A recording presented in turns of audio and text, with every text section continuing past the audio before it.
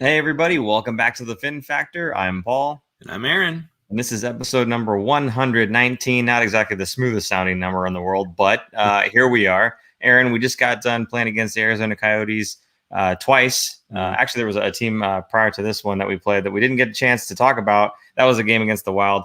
But at least these two against the Coyotes, those ones went well. Yeah, we're not going to talk about the Wild much because that was a terrible game. But yeah, 2 games against Arizona Coyotes, and suddenly the Sharks are in a terrible spot for the draft. Okay, that's one way of looking at it. Sure.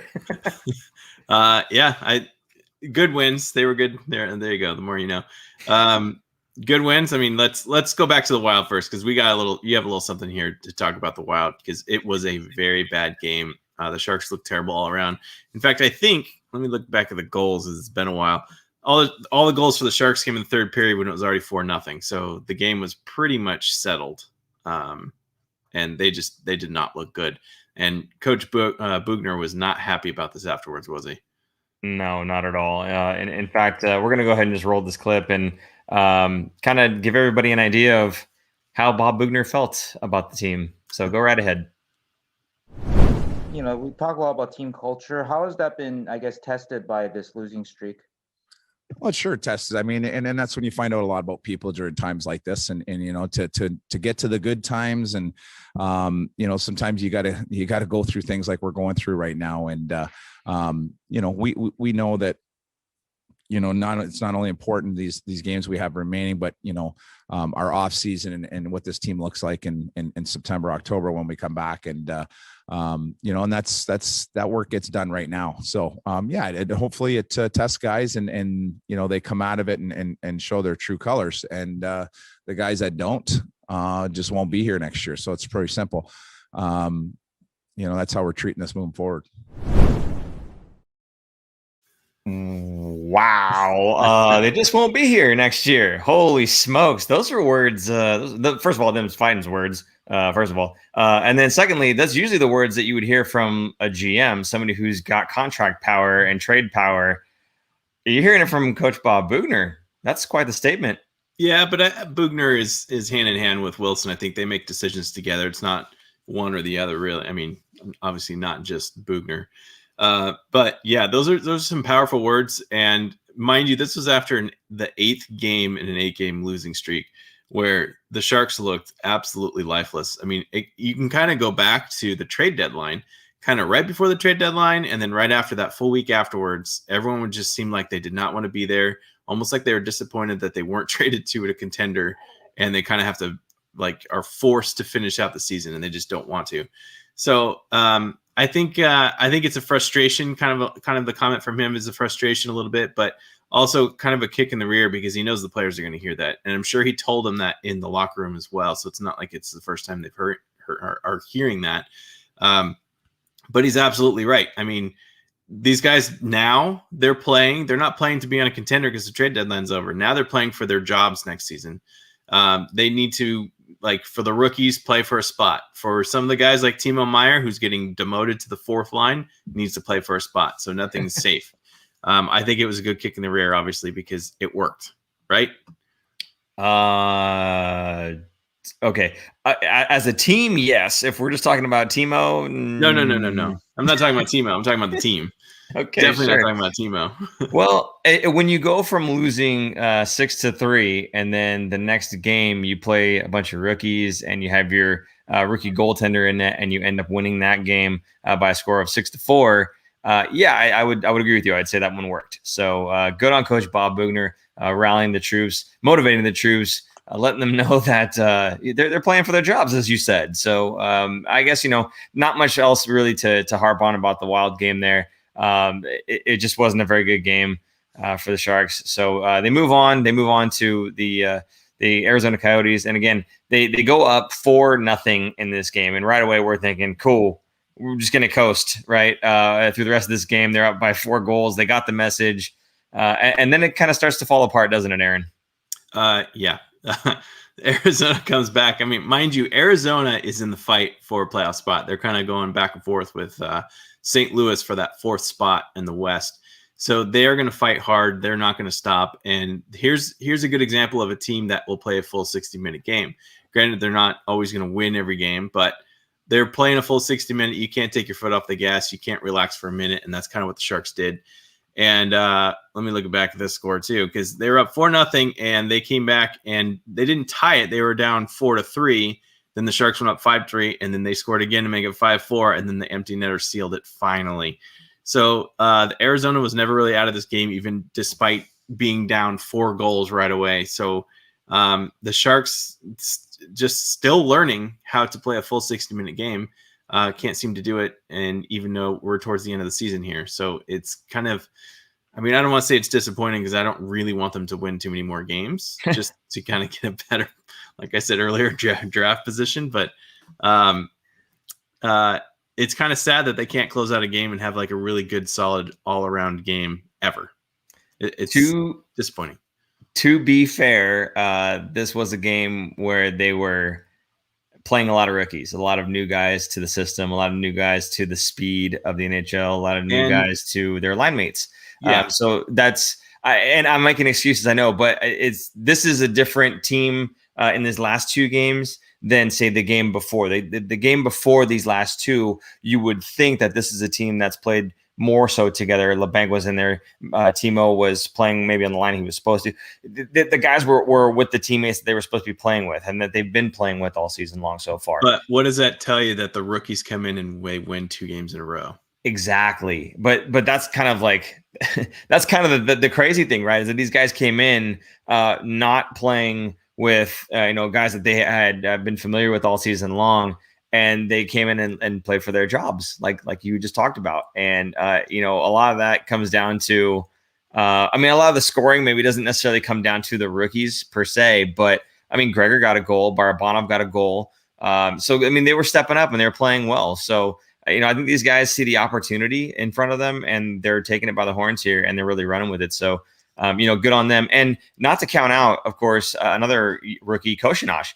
Stepping in goal. Now, of course, they let in quite a few there, but there were a couple defensive breakdowns. There's maybe a soft one here and there, but for the most part, a good showing by the rookie netminder for his first attempt, playing in a full game from start to finish. So good on him, and I thought he played well. The other one was Barabanov, and I see comments in here already talking about Barabanov being a great pickup. I think it was Brian. Brian says, yeah, Barabanov was a great pickup. Yeah, we know 100%. There's trades that people don't like from Doug Wilson, and then there's these little gems that they happen to find here and there. And I think Barabanov is one of those guys. And we've seen him just a little bit, only these 2 games, but he was put on a line with Tomas Hertl and Evander Kane. That line kind of got the blender going because Kane was playing with Logan Couture pretty much the entire season, and they were so good together. It just doesn't make any sense to rip them apart, but they do, and that line thrives. It just seems like Evander Kane, no matter where you put the guy, he thrives and he plays a good, solid game, and he makes his teammates better. He makes the line mates around him better. So very happy with Evander Kane. But if we're talking about Barabanov again, he really has impressed. Now, I know you've got a couple notes here, so I'll let you go ahead and kind of take the reins here on Barabanov. Go ahead. I think it's fitting that he's taking the old number of Alexander Kurlyuk, who used to be one of my favorite players and one of the guys I was really looking forward to the Sharks having back after that lockout in 04-05. But he went into the KHL and never came back. There was kind of thoughts that he might come back, and I think he would have absolutely thrived in the quote-unquote new NHL where they would actually enforce the rules that are in the rule book. Especially that first season when there were so many power plays and so many, like, everyone kind of learning how to play again. Anyway, he reminds me of him, but even better so, because he's very slick. He's very good, very highly skilled. I feel like he could, stick handle in a phone booth. And for those who don't know what a phone booth is because you're too young, it's this little tiny booth that payphones used to be in, and you can't really move in it. That's where the saying comes from. But I like how he plays. Not only is he highly skilled, but he works his tail off. I feel like every shift he is doing everything he can to get the puck back. He has a very good hockey sense. He knows where to be on the ice. I think tonight you saw 2 amazing passes. One ended up being an assist, and a second one that almost became a very good assist. He just has a good vision on the ice, finds people, especially putting him on the top line with Evander Kane and Couture, I think is fantastic. And he's playing very well and fits in. He's also, I don't know if you noticed this, he's on the top power play unit. They trust him that much, and he's performing. Now the power play is not performing. That's a whole different issue. But I think he looks dangerous every time he's on the ice. And I think not only offensively, I think defensively, he looks great and doesn't really give up a lot. So I think it's a great pickup. Remember, this is the guy that we traded Suomela for, and Suomela hadn't cracked the lineup really much at all. Kind of similar to Barabanov in Toronto. I think he only had 13 games played there. They both kind of need to change the scenery. Now, I don't think Suomela is going to be cracking the lineup in Toronto unless there's some devastating injuries to a couple guys. But I think Barabanov is a guy that I would like to see get signed. And he seems like he's the kind of player, or he's the kind of player that is playing for a contract next season with the Sharks or not, because he is a UFA after the season. So he will be gone if the Sharks don't sign him up. Yeah, I'll tell you what, he keeps this up, he's not going to have a choice. He's going to resign in San Jose. So, Absolutely. You know, I mean, I think the fans have taken to him just in these first couple of games even. So you can see it all over Twitter. You see it in our chat right now. He has a goal and assist in 2 games. That's 2 points in 2 games. That's better than LeBanc and Timo Meier right now. And that's why LeBanc and Timo are on the lines that they're on currently. I mean, Timo was on the 4th line. Now, I joked about this saying, hey, that's depth though, right? So finally this team has some depth. You've got a Timo Meier on your 4th line. But that's just how poorly, I guess, Timo is playing right now. However, we'll get to some of the stats a little bit later on, and it makes him look a little bit better than he actually kind of has been to the eye test, at least. Now, there is a comment here from Angelo Nunez, says, what's your take on Balsers? And I want you to bring that, talk a little bit about that in just a second here. But also, Kellen Foster has a comment about Barabanov. Says, has the speed of Gregor, but is playing with a higher IQ currently. Yeah, no, he looks like he's a pretty fast player, and he looks like he's an extremely smart player, as Aaron just kind of pointed out. He has really great vision on the ice. When that goal that happened just today, where it was, I believe, Hurdle fired a pass across ice to him, and when he picks up the puck, it's kind of a hard thing to do. Now he's skating backwards, and you can see him kind of open up, and both his toes are facing out. So he's kind of got that kind of half circle skating ability with his toes pointing out like that. Where if you were to keep skating, you just kind of make like a circle. So he receives the puck, and he's got his feet like this, and then he brings himself back, and he makes that pass across rather than just shoot it. Now he would have had a really good opportunity to shoot right then and there, but again, the vision and the patience of the young guy to fire it back across, and there's Evander Kane just waiting on the doorstep and just taps it in. No problems whatsoever. That to me is the mark of a great player, somebody who's got the vision on the ice. You can have lots of talent and everything else, and that's all well and good, but you can train talent. It's harder to train the ability to see beyond what's like very visible to you right there, right? With the obvious, seeing beyond the obvious. And the shot was the obvious play, but when he received that puck, he looked up and he saw Kaner over there, and he just fired it back across. Really good stuff. So, Aaron, if you can, real quick, your take on Balsers. I don't want to spend too much time on it, but he's another young guy that stepped in, started playing really well. He had a goal tonight. What do you think? Is he the real deal? Real deal is in maybe a 3rd line, possibly 2nd line scoring threat. Yes, I think he's pretty good. I think the Sharks had drafted him. They were very high on him. So they knew him very, very well, and kind of sad to see him go in the Karlsson trade. And as soon as he came up on waivers, they're like, absolutely, we're bringing him back. So the Sharks knew what they were getting, and they put him in the lineup. Now, I can't remember the exact rule on waivers, but when you pick someone up off of waivers, they have to be in your lineup for a certain amount of games. Otherwise, they go right back to the team. So that kind of forced the Sharks to play him. It's also why you don't see as many waivers, I think, get through, or people pick up people on waivers, because you have to actually put them in your lineup. But anyway, I think he looks great. I think he brings a lot of speed to the Sharks, and also some skill. Obviously, that goal tonight was amazing. I think that's kind of the future. I mean, you see him and Noah Gregor; those guys are probably the 2 fastest guys on the team. Even Patrick Marleau's, I think, not as fast. I mean, granted, he's a little bit older, but it really changes the feel of the team, especially on the penalty kill, if those guys can counterattack and get some chances. And I was just thinking about this, like we also have who's hurt right now is oh god, I'm blanking on his name. Long Beach native, Matt Nieto. Thank you. Thanks for the help. Thanks for the assist, Paul.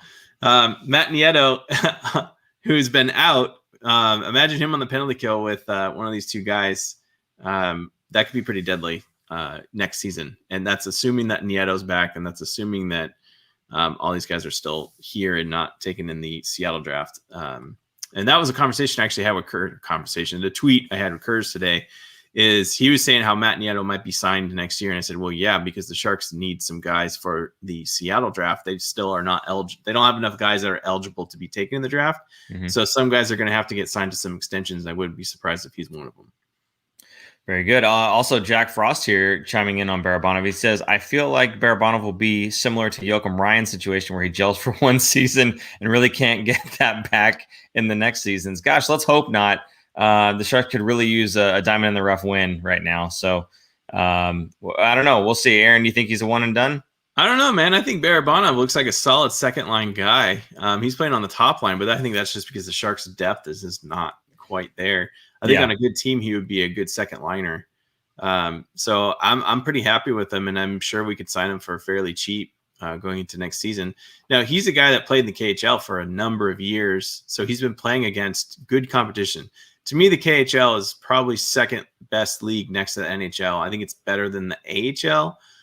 You kind of get a mix of guys and also some older veteran players from the NHL that can't either crack the lineup in the NHL team and go to the KHL to get some more money and extend their careers a little bit longer. And you also get a lot of Russian players that are no longer in the NHL, go back to Russia and play for a couple more seasons. So good on him for sticking it out and coming across the pond and coming to America and cracking it into the NHL and making a difference. And I think Bob Bugner tonight had kind of quoted that, saying that he likes him because under pressure, he doesn't panic. And he does very well, and it goes to show that he's kind of a rookie, but he's not really a rookie because he's been playing professional hockey for a while and has that poise of a veteran player right now. Scott Kemp wanting to know, since the Sharks are still garbage, can we talk about the new Mortal Kombat movie?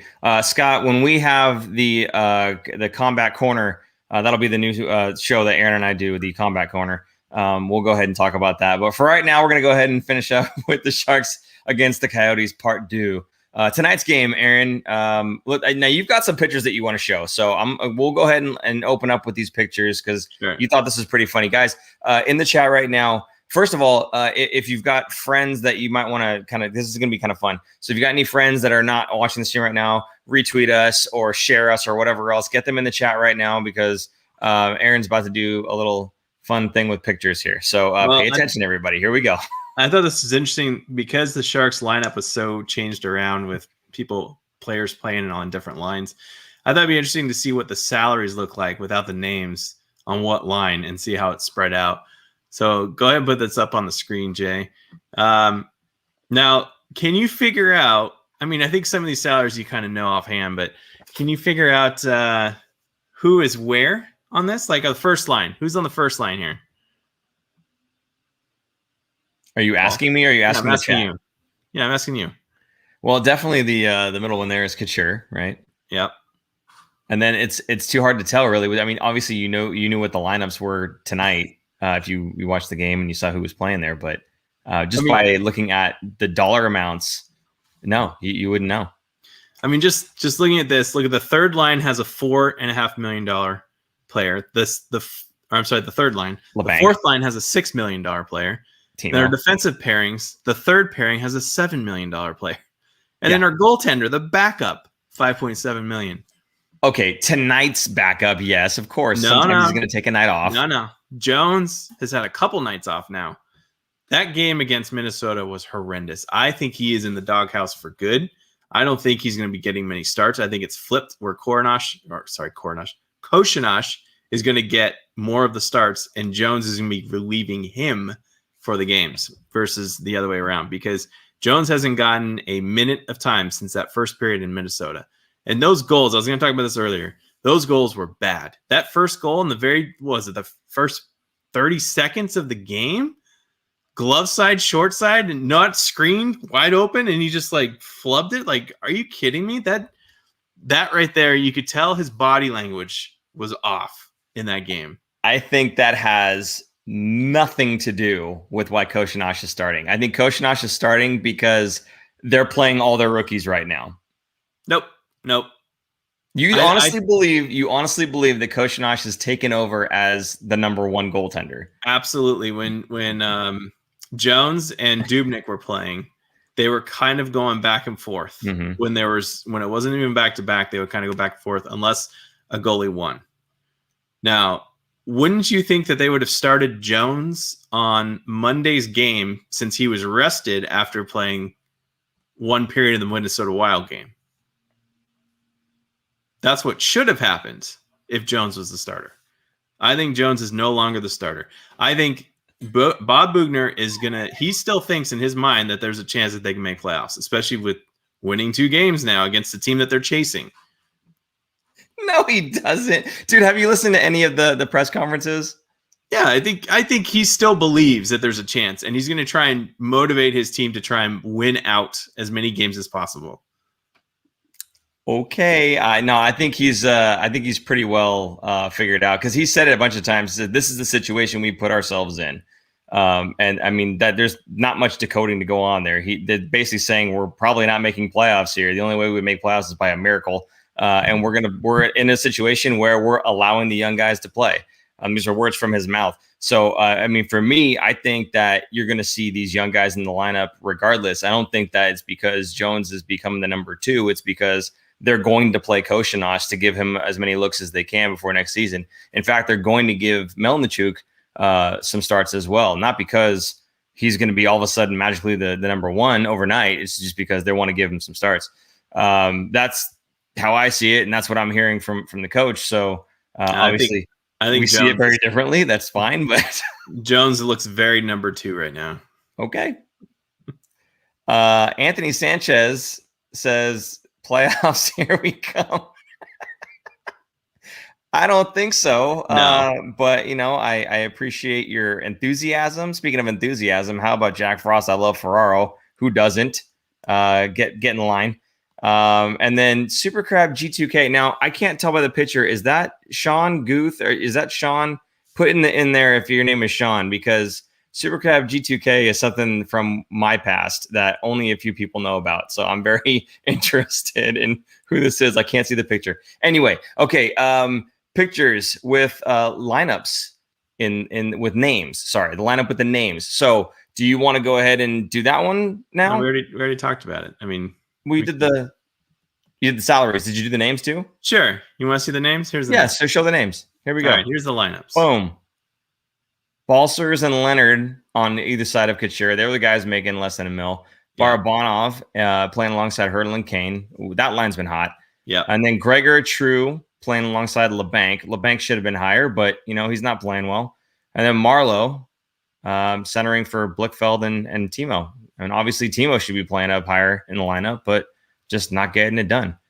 So it's unfortunate. And then, of course, you got Vlasic down there alongside Pasternak. Pasternak, I thought, played a great game tonight. I know I've been pumping his tires for a while. He's a guy that I saw in the prospect game in 2019 that I thought stood out more to me than Mario Ferraro or the other guy. Can't remember his name now. Ryan Merkley. I thought he stood out more than the other two. And Ferraro is like my favorite player on the team right now. So I had high hopes for Pasternak, coming into this game. I wasn't expecting him to go crazy, but I was hoping he'd have a good, solid game. And you know what? Coach Bob Boughner thought he had a great game. He thought he saw the plays clearly. He was calm under pressure, and he just did a pretty solid all-around good job for his first NHL game. You don't think it's telling that they didn't bring up Ryan Merkley, a right-handed shot, to play with Vlasic on that third pairing? Sorry, you know what I mean? Him, huh? Just Pasternak, who was just signed last year, I think, pretty recently. Yeah, I think it was last summer. So he hasn't been in the system for a while. I mean, he's a little bit older because he played a full 4 years in college, but still, you would think that they would bring up Merkley, a right-handed shot, if he was ready. He's obviously not ready for the NHL yet. It's it's again one of those things where it's I understand why we trade first-round picks, because You just never know what you're going to get. That was, I mean, with Ryan Merkley, it's the gamble. I understand he's still young, but you would hope by now, if he was, he was draft eligible when he was so young, that means he's so talented. You would think by now he'd at least got a little bit of taste of the action. And especially in a season where I know you maybe think differently, but I think the foregone conclusion is that they're not going to be a playoff team. Let's play the young guys. And this would be a perfect opportunity for Ryan Merkley to get some reps in. So it's unfortunate. But let's I want to bring up one more thing. Evander Kane still rolling offensively. This guy got his 20th goal of the season tonight. And he's got 499 career points, I believe now. So he's 1 point away from 500. Great milestone for Evander Kane. He's the guy that's driving this offense right now. He shows up every night. And when he's not able to put the puck in the net, he's doing lots of other things, like not taking penalties, first of all. But then, going out there and banging bodies, being hard to play against. I love that he plays in all situations. He's a guy that you put on the power play, the penalty kill, 5-on-5 everywhere. Evander Kane is he's really running this team right now. And for everybody who, for whatever reason, didn't want him on the team, I wonder what they think now. The guy's, again, he's the engine behind this team. So really quick, Evander Kane, 3 goals, 3 assists in the last 3 games. So 6 points in 3 games. It's huge for this guy. So he's up to 20 goals, 22 assists, 42 points on the season. There's a few guys that were rolling, not just Evander, but they were rolling going into this weekend here. This stretch of last 3 games, I should say. Logan Couture, 2 goals, 2 assists in the last 3 games. Tomas Hertl, 1 goal, 4 assists in the last 3 games, and 3 goals, 5 assists in the last 7 games. So 8 points in 7 or 5 points in 3. Either way, Tomas Hertl woke up a little bit there. And even Timo, again, he didn't score tonight, but prior to tonight's game, he had 2 assists in the last 2 games and a goal and 2 assists in the last 3. So point per game in the last few games apart from tonight. So, these are all guys that we had said we need to see more out of. And it seems like, some of them at least are kind of stepping up here and there. Again, I wanted to see more out of the captain. Evander Kane, he's there every night. But I wanted to see more out of the captain. I wanted to see more out of Tomas Hertl. I know he's capable of more. And, looking at the stats over these last few games, it looks like not just them getting the message, but maybe they're just kind of finding their rhythm again. So that bodes well for the Sharks in terms of, if you are hoping that they make the playoffs, which I don't think is going to happen, this is a good positive sign. But just in general, as a fan, you want to see your team do well, even if they lose. So these guys waking up a little bit certainly does help. And then, of course, the emergence of a lot of these younger players. We talked about Barabanov. We talked about Noah Gregor having his goal tonight, Balser stepping up and playing well. All these guys seem to be doing much better than they were during that 8-game losing streak. So it looks like the team woke up a little bit.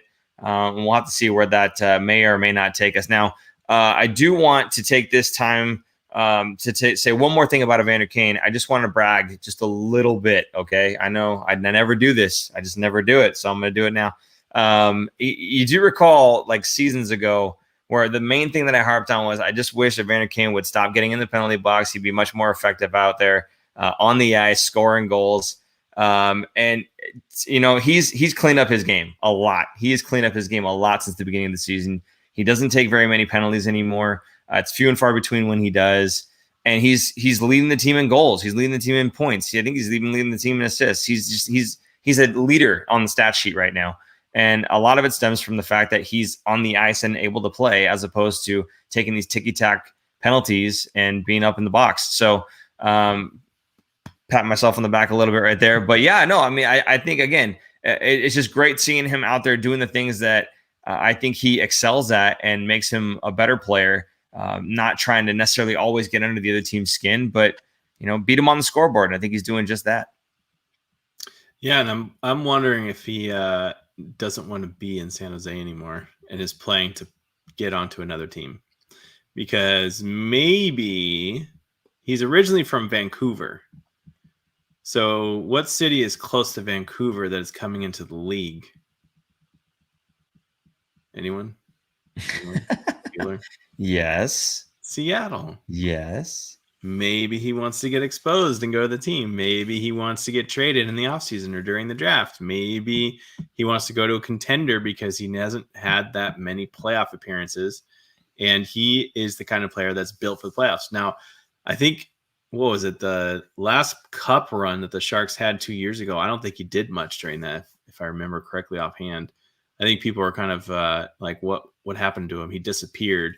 He must have had an injury, and apparently he didn't. So, but the way that he plays, I feel like he's a playoff caliber player.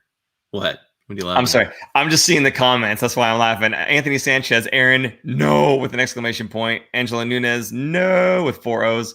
The crowd doesn't like you right now, Aaron. No, Fire back. Nobody likes me. I'm too negative right now. It's fine. It's fine. I'm a Shark for like such a downer. Super cab. Yeah. Nope, he says. There's an interesting comment here from Anthony Sanchez. What do you guys think about Thornton putting his Los Gatos home up on the market? I guess Jumbo isn't coming back. Did you know about that? That he's yes, I did. I saw that. Sorry, the Super Crab GTK Manuel. Hey, Manuel, how you doing, buddy? I remember you. Yeah, no. What do I think about him putting the house up for sale? No, basically, what does that mean? It means he's not coming back, right? It's kind of like Joe Pavelski, right? Yeah. Like there's no question that you're leaving and not coming back.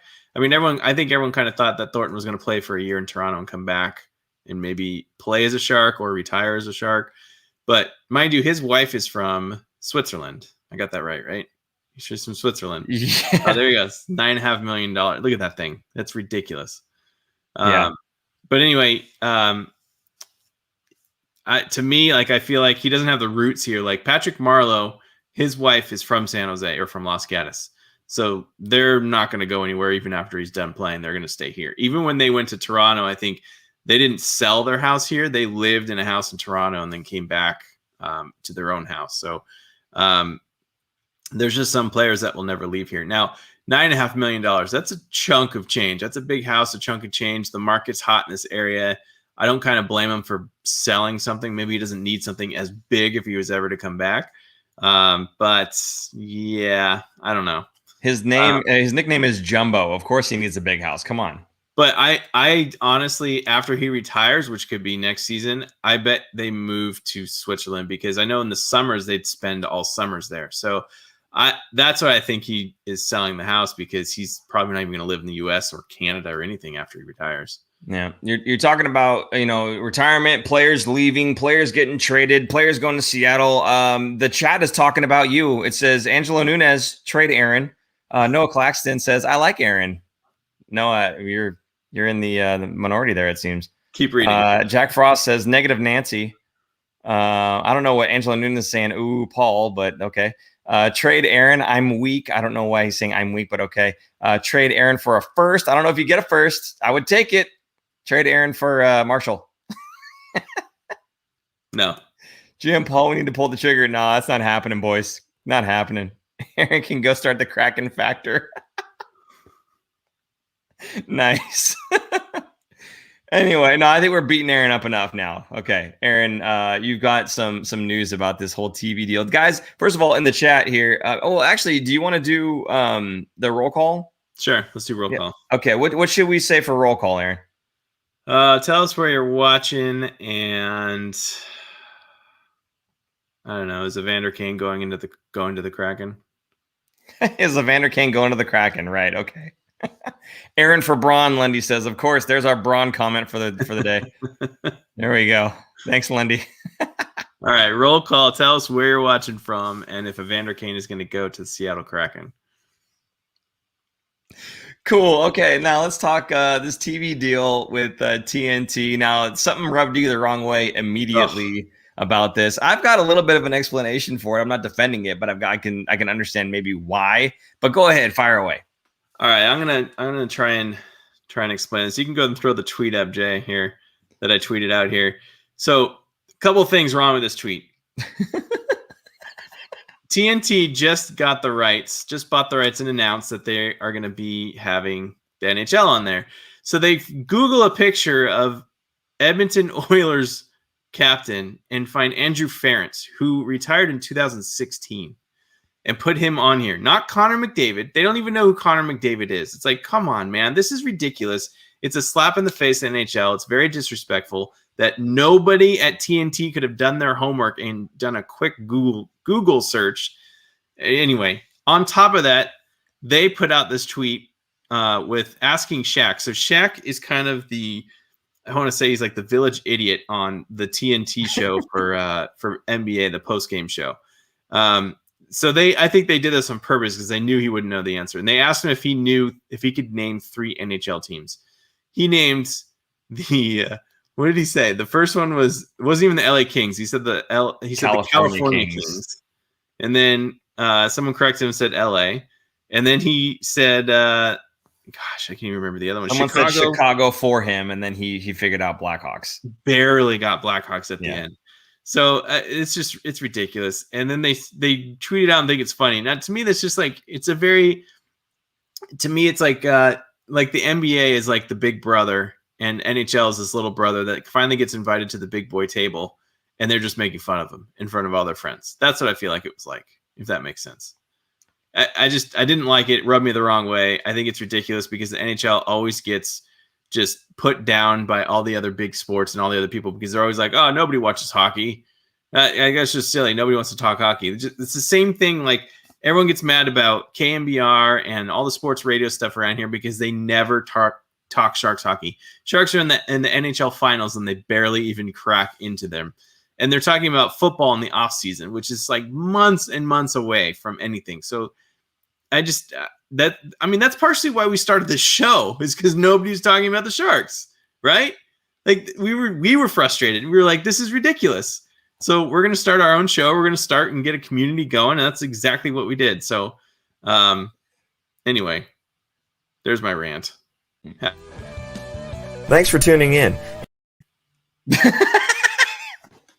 I'm going, wait, what? Thank you, sir, producer Jason. No, okay. So looking at that tweet, the handle was NBA on TNT, right? Because they don't even have a handle for TNT. That's the only one they have, and that's the one that's sent out. Yeah. So I guess for me, I'm not expecting necessarily that an NBA on TNT is going to know a thing about NHL. It is sad that is what they sent out.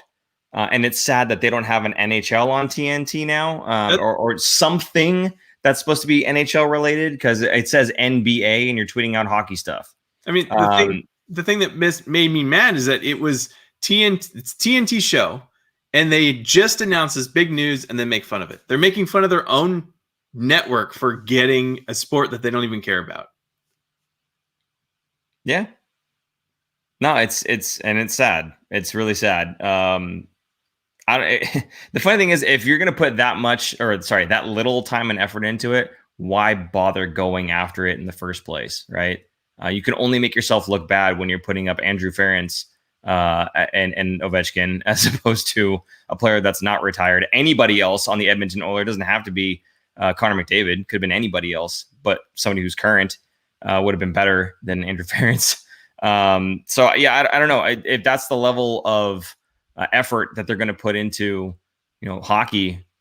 Why did they bother in the first place? I guess, so it's a shame, and it's kind of, it bodes not so well for what we're going to see in the future coming out of TNT and, their effort level, if you will, on their broadcasts and their coverage and everything else. It'll be an afterthought. I don't think that they'll do nearly as well as NBCSN had done. And it'll just be, it'll be a shame, really. So hopefully I'm wrong. Hopefully everything works out well. Hopefully they dedicate a team to really understanding and knowing some of the ins and outs, not just of the sport of hockey necessarily, but just what's going on in the league, to be able to translate that to fans and whatnot accurately, not with retired folks on their media, but who knows? And then, I don't know if there was anything else you wanted to say about this whole TNT deal, fire away. But for me, I think, again, my bar was low coming into this, knowing that it was NBA people talking about a sport that they didn't know much about. I just wish that they had used either a different handle with people that understood hockey, or they had used the same handle, but ask someone who knows anything about hockey before sending something out. Yeah, no, I think it's funny and it's just ridiculous. But thankfully, TNT is not the only network that's going to be showing hockey. ESPN also purchased the rights, so they're going to be kind of split between TNT and ESPN for certain games. I don't know. They haven't really kind of announced what it was, but I know they're also kind of splitting the playoffs and the Stanley Cup Finals, so both networks will have some of each. So it won't be just TNT doing everything, which I think TNT is the only one that does basketball for national games. Now they do basketball well. That's great. But right now they're not off to a good start for hockey. And the only reason they use the TNT NBA handle is because they don't have anything else set up. They don't even have a TNT set up. It was just TNT NBA show. So someone is sitting on the TNT handle of Twitter because it was some random person. But yeah, anyway, that's all I want to talk about. Cool. Yeah, it'll just be disappointing, but whatever is what it is. You know what's not disappointing is these two comments here by Mr. Hernandez. I would like to wager a gentleman's bet with Aaron. First off, I too am a bald man, and if I let my hair grow, I would look like Hulk Hogan. I bet Aaron that Evander Kane becomes San Jose's next captain next season. If Kane does, Aaron has to let his hair grow no matter how bad it looks. If I lose, I let my hair grow out. What do you say, Aaron? I say no. I mean, first off, I don't think Kane's going to be the captain. I think unless Couture is going to get traded, I can't imagine stripping Couture and keeping him on the team. Even so, I can't imagine Kane as the captain. Being a gifted goal scorer and the points leader on your team does not mean you're captain material necessarily. I'm not saying I wouldn't want him as captain. That's okay. not what I'm saying. Okay. I just think there are other people that the Sharks would pick first as their captain over Kane. I would have to agree with you on that one. I would take the bet. I would love Kane to be the captain. I'd take the bet. You wouldn't take the bet? No, I don't want to take the bet. Are you kidding me? Oh, my goodness. Okay, I'll take the bet for him. Okay, so if I win, then he doesn't have to grow his hair out. Well, you should see how much hair Paul had that he grew during the pandemic and he didn't have a haircut. One day, I'll show you that picture. Yes, absolutely. Maybe that'll be one of the ones that you do the photo afterwards. Maybe I'll give that as the photo for afterwards there. So, sure. Okay, let's go ahead and move on here. We want to save draft talk for another episode, yeah? You're talking entry-level draft or Seattle draft? Entry-level draft. Okay. Yeah. Sure. We want to save that for another episode, yeah? Yeah, because we'll know closer down the line, we'll kind of know where the Sharks stand in terms of the standings and where they would be picking. Sure. Plus going into the lottery. Sure. Yeah. Let's push that off a little more. Okay. We'll do that. We'll save that for later. And the Seattle draft, I don't think Kane's going anywhere. Kane has trade value. They wouldn't just let him walk. So they would trade him if anything else. It's more of the potential of getting rid of a $7 million salary than anything else. Not when he's your leading point getter. I'd take the $7 million. That's fine. I agree. Okay. We better be on the same page on that one. Otherwise, I quit. Yeah, but what if Kane requests to be exposed in the draft and not saved? Too bad, so sad. Sorry, Charlie. That's what I say. Aaron is very negative today. Aaron Navy 47 says, geez, everybody's piling on you today, Aaron. It's because I was just kidding. I'm talking truths and they don't like it. Holy smokes. That's okay, guys. Keep doing it. I kind of like it. Okay, so let's talk about the next games here. You know what, Aaron? We've got 4 games, Friday, Saturday, Monday, Wednesday. All of them are against the exact same team, Colorado. 2 of them are in Colorado. 2 of them are in San Jose. So the first 2 are in Colorado. Guys, on Friday, it's at 6 p.m. Saturday, it's at 5 p.m. The 2 that are in San Jose, 7:30 on Monday and 6:30 on Wednesday, okay? So there's lots of different times that are going on there. You can just check the schedule or just keep rewatching the show until you get to the end. So, Aaron, because there's 4 games in a row, we're going to do one show for all 4 of these games against the exact same team, right? Yeah. Okay. Yes. So the next time we do a show, guys, it's going to be Wednesday at 9:15. That'll be after the 4th game of all these Colorado games coming up all at once. So there you go. That's when our next show is going to be. Now, Aaron, talk to me about these games. What do you think is in the store for the San Jose Sharks and their number 1 goaltender in Josef Koshinash? It doesn't look good. Colorado's going to want to chase Vegas to get that division win.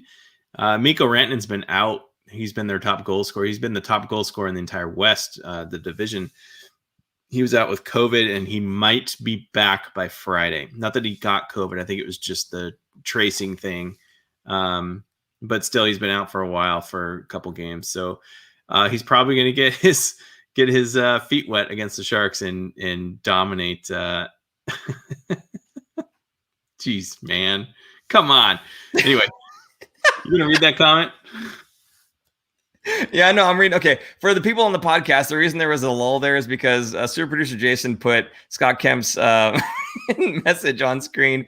Paul should get a C on his polo, and Aaron should be in a smaller window. And he does exactly that. He didn't put the C on me, but he put Aaron in a smaller window. Oh my God, that's great. Well done. Well done, super producer Jason. Giving the people what they want.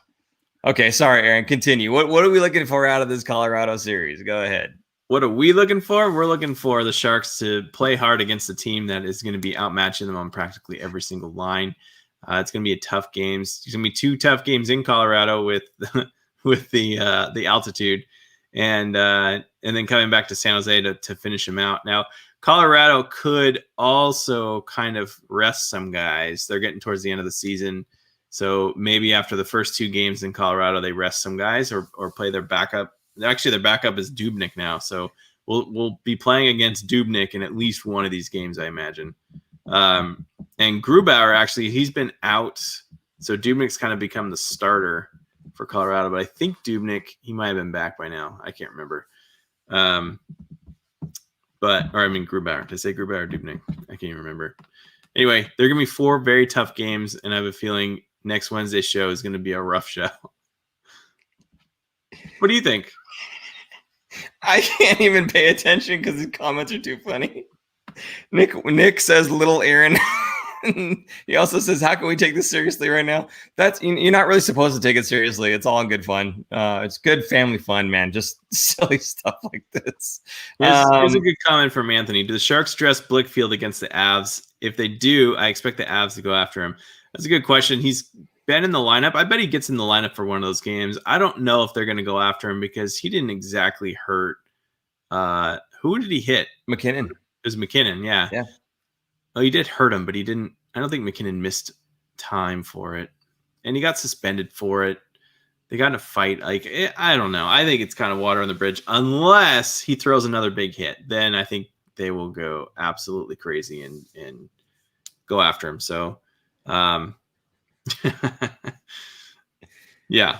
Anyway, and then Kellen helps me out here. He said Rantanen, Donskoy, and Grubauer are making their returns on Friday, so they're going to have pretty much their entire full lineup coming against the Sharks, and that's going to be very rough. Yeah, I mean, in terms of what I'm looking for out of this stretch of games here is better draft positioning.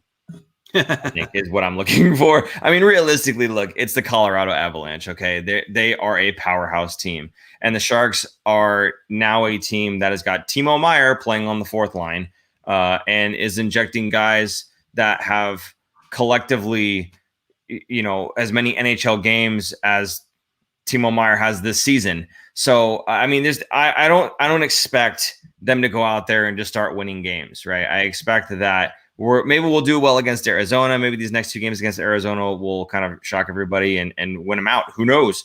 But I mean, against a team like Colorado, I just think we're just outgunned, outmatched, and it'll just kind of push us right back down the standings. Unfortunately, I know usually Aaron plays the role of the downer on the show, but I just got to be real about it. I don't see us getting past this team right now.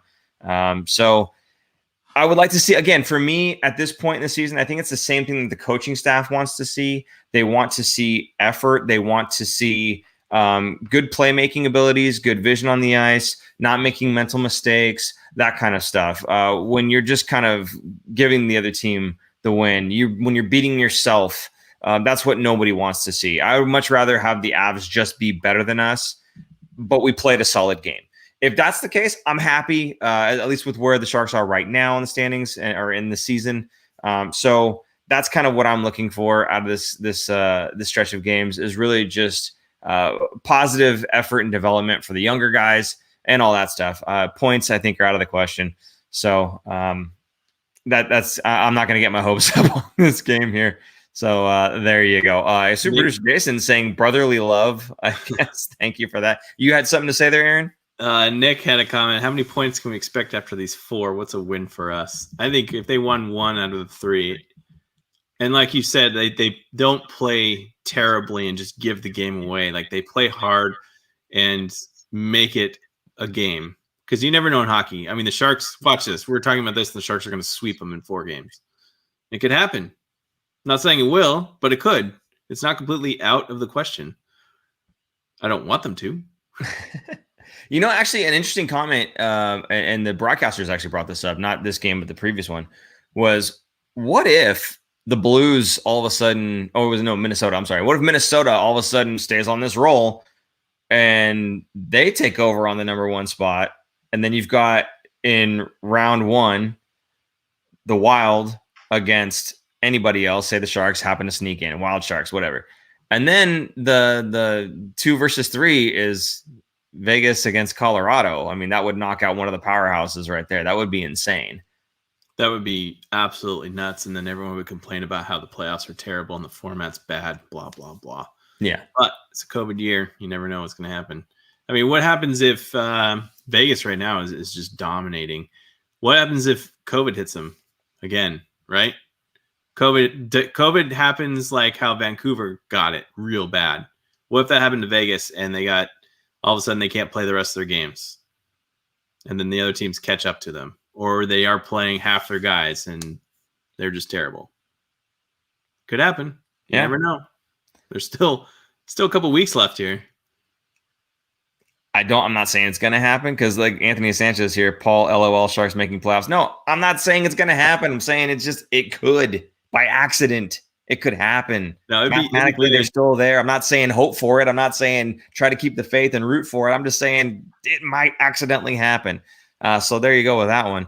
And then Noah Claxton, I love this comment. A win for us is all losses with effort. I mean, honestly, Noah, yes. Right now, that is the state of the team. A win for us right now would be, even if we lose, to show good effort throughout. That basically means not giving up, playing the game the right way, something you can take into the next season. And then, quite frankly, it's still a win if we're losing these games when you think about the draft, because I would much rather have a higher draft, or sorry, I guess lower. It's still higher. Yeah, I'd rather have the higher draft pick than, be right at the edge of almost making the playoffs, lose out, and then have like the 12th overall instead of like the 5th, right? So I don't know. I'm a realist right now. I don't think that the Sharks are going to make playoffs. I don't think that even if they made playoffs, it's not going to end well. So kind of knowing that, let's just get the better pick. So yes, I'm okay with all losses. It's unfortunate, but I'm okay with all losses right now. Leonard needs to hit the weights and get strong. Someone was asking about thoughts on Leonard, and Anthony Sanchez responding saying he needs to hit the weights and get stronger. I could definitely see that. He does look a little bit weak on the puck there. So he was doing pretty well on the board play for a while, but it seems like he just kind of gets bumped around a little bit too easily now, which is unfortunate. I was really had higher hopes for John Leonard for this season. Not to say that, he's gone. There's John Leonard's not going to pan out. It's way too early to say that. So anybody who's thinking that, just pump your brakes a little bit. Got to give the guy a little bit of time. So hopefully next season he comes back stronger, more experienced, and he could put up some numbers that are going to help the team actually win. So we'll see. Small price to pay for salvation. I'm not sure what that's referring to, but thank you for that comment. And a meteor might hit the earth. Yes, a meteor might hit the earth, man. It's happened before. Dinosaurs are gone. Okay. Aaron, anything else that you want to say about the show or to the folks here? I know they've been beating you up all night here. Yeah, that's fine. I'll take the beating. And then the Sharks will get a high draft pick, and you're welcome. Okay, there you go. All right. Well, I guess I was going to say there's only 7 games left. A 7-game losing streak is not out of the question, considering they just finished an 8-game losing streak. So it is possible. Fair point. And on that happy note, I think we'll go ahead and call this one a show. Okay, guys. Hey, again, we appreciate all your comments. putting it in there for us to kind of respond to and everything else. Guys beating up Aaron. He doesn't like it. I love it. So keep that up for next time around. And it's just, hopefully the best. Noah Claxton says, hopefully hope for the best 0-7. Okay, yeah, there you go. No, Anthony, we are not trading for Jack Eichel. That's not happening. We have enough multi or 10 to $11 million these last contracts. 7 games are essentially a tryout for the players for next season. They're trying. Yeah. They're playing for a position. Exactly. No, I agree. Okay, cool. So again, with all of that, again, I appreciate you guys giving us things to talk about, laugh about in the comment section there. Please feel free to remember next time around, go ahead and hit that retweet button, hit that share button, get it out to your friends, family, other Sharks, fans as well, and get them in here so we can have a nice conversation with them as well. I think during the playoffs, it was awesome. We had the chat just going like this. It was great. We haven't seen playoffs in so long.